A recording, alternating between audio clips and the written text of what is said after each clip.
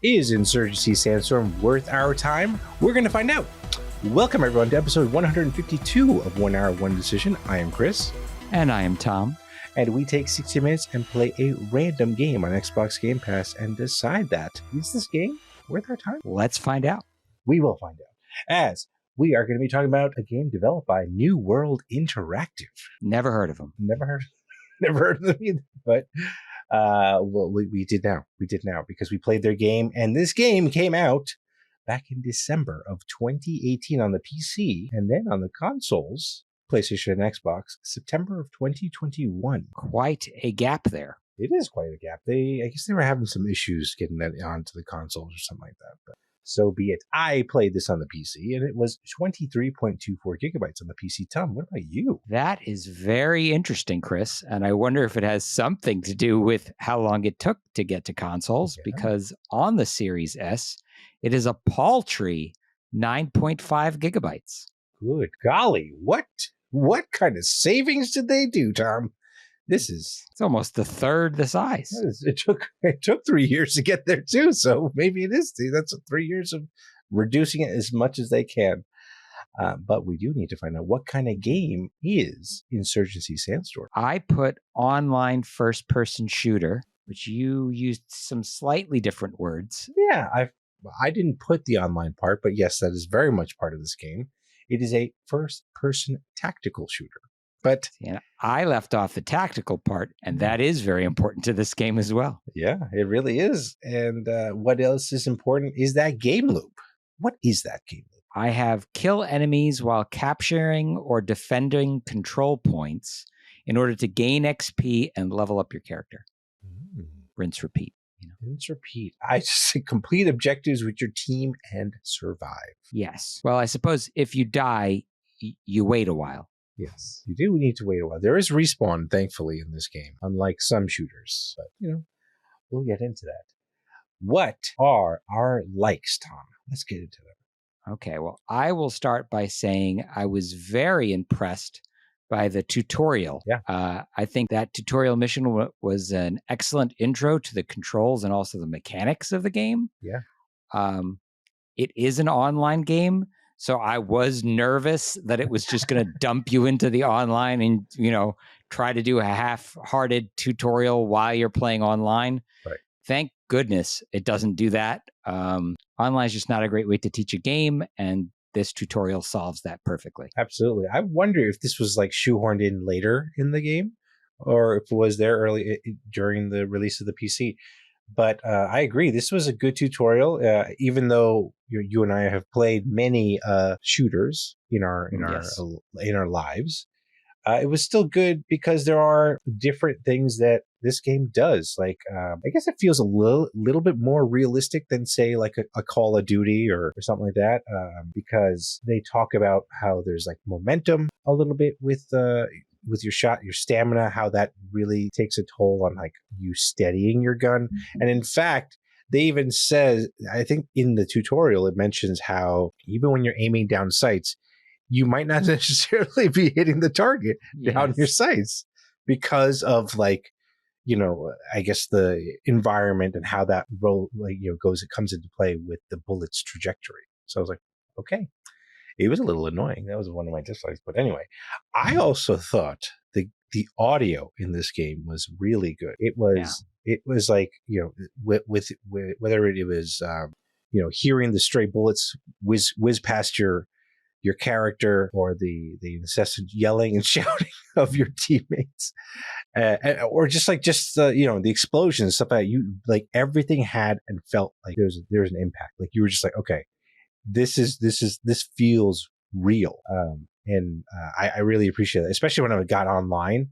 I thought was really cool was even while you were playing, and you were like going through corridors that are more hollow, and people had like their voice chat on. The voice chat would echo through the corridor in a way. So I thought that was really cool that they took the time to have all that stuff be part of the experience. So I was pleasantly surprised by that. So I don't know if you had those thoughts as well about the audio. I thought the audio was good. I didn't notice quite as much as you did, but I think I think it did sound good. And I mean, most of the time I'm playing these games on headphones. So right, I'm not. You're not. So you're just hearing whatever comes out of your dinky TV speakers or whatever. Correct. I don't know what you're using, but I'm just whatever it is that you're using. But yeah, you're hearing that.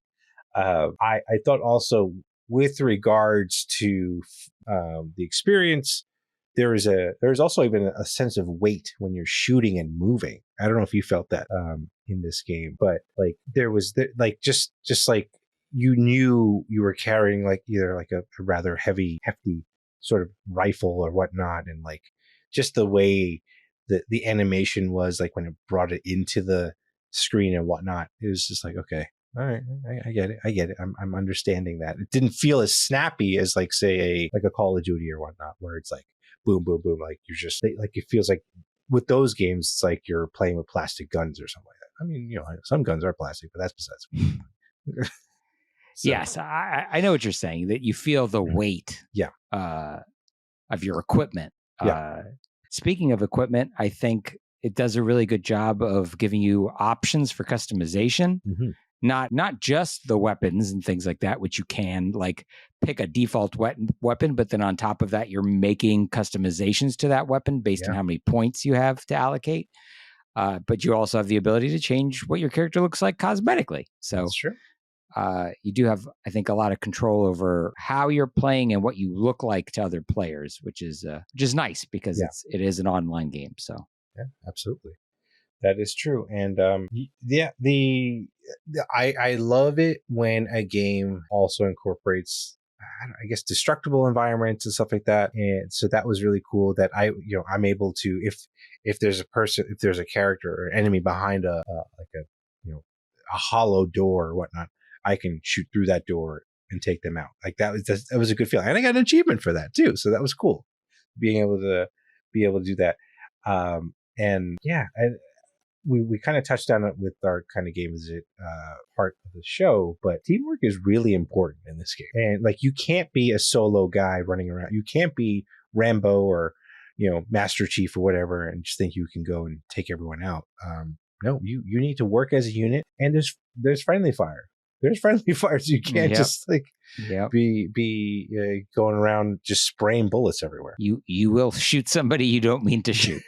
Yes. And it's sometimes hard to find who they are because I guess we'll talk about our dislikes. In the melee of battle, right? Mm-hmm.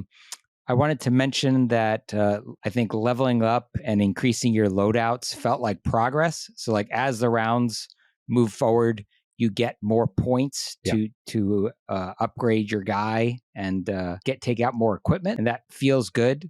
I also liked that the game modes were very detailed. It told you the objectives. It also told you like time estimates. Saying like these rounds, you're going to play this many rounds. It should take 20 to 30 minutes. Like obviously there's flexibility there. If you stink or you're really good or whatever, it could be faster or shorter. But I appreciated that I knew what I was getting into before I started a round. Or started a game mode. Right. And speaking of game modes, I do want to say it's cool. I think that you have, kind of the standard team deathmatch, capture the flag or control point sort of stuff. But on top of that, you do also have like co-op versus AI. There's a lot of different ways to play this game online with other people. Yeah, absolutely. And I guess that's it was control point, but in the AI mode that I played, I thought it was kind of cool that the objectives changed a little bit. It wasn't just like securing a position. Sometimes it is disarming their ammo or whatever it was, like their weapons and stuff like that. So I guess you're still kind of capturing that point, but how you're doing it changes, varies a little. Which I thought there's variety to the go here, do that. Exactly. So that was I thought that was kind of neat. And I think I'm good with all of our likes here. Let's talk about some things you didn't like, Chris. Yeah, let's do that. Why don't you hit me with your first one? Oh man, AI companions are awful. They were so bad. I think like they were one of the worst I've ever seen in a shooter. And we've played some sneaky shooters too. But they were completely useless. Even even though I would say you can't be John Rambo or Master Chief, when you're playing with AI, you kind of have to, because they just sit around and just get shot. And most of the time when I was just playing with the AI, I lost the rounds because it was tough. It was tough because the I guess the higher difficulty AIs will just, headshot you every time. So that's always terrible. But yeah, that was definitely one of my dislikes in this game. But what about you, Tom? I put down, and I have multiple sub points here, but I think the game is very realistic, which can be a pro, but to me was a con, because I died very easily, which when you're a new player to something is not a fun time to have, is to die. And then you end up watching other people play because you're dead for the round or whatever. And it needs, all of them need to die before you come back, sort of Counter-Strike style. Yeah. On top of that, I killed myself with my own grenade because, I didn't throw it hard enough or far enough. Right. There was another point where I was playing on a night map, but I didn't have a flashlight. So I'm just running around in the dark. Oh my. Which, everybody else who had night vision and flashlights was able to find me very easily. Like, who's this guy running around like a freaking... Yeah. Oh man. Which kind of circles back to my other big gripe, which is that the game doesn't really teach you how to set a loadout, at least when you first start multiplayer. Yeah. And so I ended up starting a lot of rounds without any weapon, maybe like a knife, and really no shot at all. Just to kind of hide behind my companions. Right. I agree. That's always rough. And as good as the tutorial was, like that is a big miss, right? Like on how to deal with the loadouts, because it would have been helpful if you knew how to put a flashlight or night vision goggles or something like that in your gear before you went out and tried to shoot some stuff over there. Yeah, the tutorial is very good at like teaching you how to like navigate the environment, like the world, but not great about how to set your character up before you do that, or Right. What else is there? I thought, I mean, we kind of touched on this earlier, but then you mentioned this as well. Friendly fire, not great. It's not great when you're trying to save your buddy or get complete an objective. And I gotta say the little indicator that tells you if someone's on your team or not is, especially when you're in a firefight, very small, at least in my eyes. So it's like, oh God, who's this person? I'm shooting them. And I just realized I just killed my own teammate. That's not great. That's not great. And as cool as it was that, they had proximity voice chat and stuff like that, everyone was just yelling all the time. Everyone was just yelling. And so it was distracting. It's distracting because then you're again, that's just like kind of like causing you more confusion about like who is on my side, and it's like it makes it a less great experience, I will say, like that. And and then the shooting part of it, while they say they're trying to make it like realistic or whatnot, the fact that I am aiming my gun at something, I'm playing a video game, I'm aiming my gun somewhere, and it is not going where I think it's going to, was really disappointing. I felt like this, even during the tutorial, because the gun that you had a laser sight, like and it was a little jarring for me because I felt like I had the dot pointed at something, but the crosshair was somewhere else, so that when you did aim down sights, the crosshair, like I was looking at the dot, but should have been looking at the crosshair, so I was like completely missing my shots, and it was just so frustrating. I was like, I'm already bad at these games. It's like, just don't make it worse. And they did. So that was kind of frustrating. But this game, you really do need to pick your spots, pick your take the time to slow down and take your shot, because you're not going to be able to just run and gun in this game. I mean, you could try, but it will not be a good time. Not be a good time. So. Yeah, it is, and I guess it's a small gripe on my point, and it's clearly not the game that they're trying to make. Yeah. But you don't get like the little satisfaction you get when you drop somebody in this game. There's no sound. Right. There's no little plus XP. There's no little ding for dropping an enemy. That's right. I didn't even notice. Like, they stopped moving, so I guess I got them. That's right. Like, even like, I guess I'm so used to, like, when we were playing like Call of Duty or something else, where when you hit someone, there would be like a little, like an X, right? That would just kind of pop into the reticle. It tells you like, oh, you hit someone.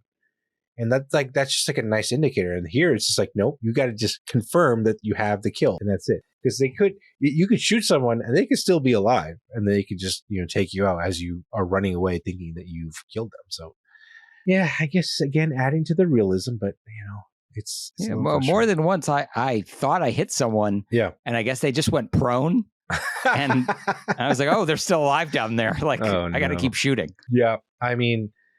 The other thing I will say, especially because I was playing on mouse and keyboard, the way that like you can't hold down the button, like, so aim down sights is either it's a click, it is not a hold and then shoot. It's click on or click off. Oh, interesting. Yeah. So, and there's no option to turn it on or off either, like to have it hold. Same thing with crouching and stuff like that. Like, I would prefer to be able to hold the button down and then let go. They were too busy making the game smaller for the consoles, I guess. They forgot about these little nice to have. So be it. It is what it is. But are we good here? Are we getting into our other thoughts here? I think we're ready to move on. All right. This game does have crossplay, so PC gamers and Xbox gamers can have a good old time playing together, because it's possible. And this game apparently has a main storyline. I don't know. I didn't see that mode, but How Long to Beat says this game takes about 19 hours to complete, which I don't know. Okay, cool. But it does have xCloud and is compatible with both PC and Xbox, unlike Watch Dogs. So you can jump in on the xCloud and pick up right where you left off. So that's pretty cool. I'm glad that they did that. Good on you, New World Interactive. So I did a little bit of research, digging, seeing what I could dig up on this. Saw some news articles and things. The game designer was aiming to find a balance between the military simulators of games like Arma and action games like Call of Duty. I think we see that in this game. It's not as unforgiving as Arma or like the combat simulators, but it's also clearly not Call of Duty. It lives somewhere in between. Yeah. It's interesting that you mentioned that How Long to Beat mentions a single player mode, because it does not exist. Okay. The initial design for the game included a full single player story, but that story was scrapped due to the cost and the deadlines associated with this game. Now, sounds like they got a few extra years they could have put it back in, but it isn't there. No. I also wanted to note that this franchise, the Insurgency franchise, began as a mod for Half-Life 2 and then evolved into a series. This is the second game. Oh. But there's also, I guess if you count the mod, it's the third game. Okay. And this developer has made several of these tactical FPS games. Like this is what they do. Got it. Okay. Cool. Good to know. So we do also need to find out, Tom, is this game going to be staying on our respective hard drives, or are we going to have a mutiny and insurrectionists here? Well, it's only 9.5 gigs on the Series S, right? So that's working in its favor. But I'll be honest, I don't really enjoy competitive online games. This is not my genre. It feels a lot to me like Counter-Strike, and not a fan of Counter-Strike. No big surprise. It's clear the skill gap between new and experienced players is pretty large. Oh yeah. Like, as a new player, I went down immediately. And then I sit there and I'd watch these people who knew what they were doing. And I was like, oh, yeah, they're pretty good. Yeah. Watch them go. Right. But I don't want to spend my time watching other people play a video game. I want to play video games myself. Yeah. So I have zero desire to turn this back on. And in fact, I've already uninstalled it. Okay. Wow. Good to know. And just to kind of circle back real quick, did you play this? Did you do co-op versus AI or? Because that seemed to me like the only thing I would probably enjoy. Oh, wow. And you still were like, meh, okay, I'm not into it. Yeah, no. Okay, all right. Well, I loved that in Battlefront 2, and it got so good. I got so good playing Battlefront 2 that way that I was playing against real people, and happy with it. Oh. I don't see myself ever getting there with this game. Okay, all right. I gotta say, I've heard about this game before, and I was always kind of like, I don't want to play another Call of Duty game or whatever it was. But I gotta say, I actually had a surprisingly good time with that hour that I played. But I'm not sure I'm going to keep playing this though. It seems like it could be fun if there were other people that were like into it and like wanted to play cooperative and wanted to hop on. Like, sure, I might keep it there, but. I don't know anyone that really plays this game, so because of that, it's a pass for me as well. Yeah, I think this is the kind of game like a SOCOM or something where like if you had a group of buddies and you all were like into it, you could have a blast here. Oh, definitely. But up to 8 players cooperative, like that's cool. Like I'd be down for that. Big old co-op games like that. But yeah. Those are our thoughts. Let us know what you think of this game. Follow us and say hello on Twitter at TC1H1D. Shoot us an email at tc1h1d@outlook.com or check out our next streams on Twitch at twitch.tv/1h1d. And if you're watching this on YouTube, hey, if you think this game deserves another shake in an hour, we're not going to do that. Maybe someone else will, but let us know why you think it is worth giving this game another go. 1H1D is part of that QTV network, so if you like any kind of cool gaming content, be sure to check it out. Check it all out. My goodness.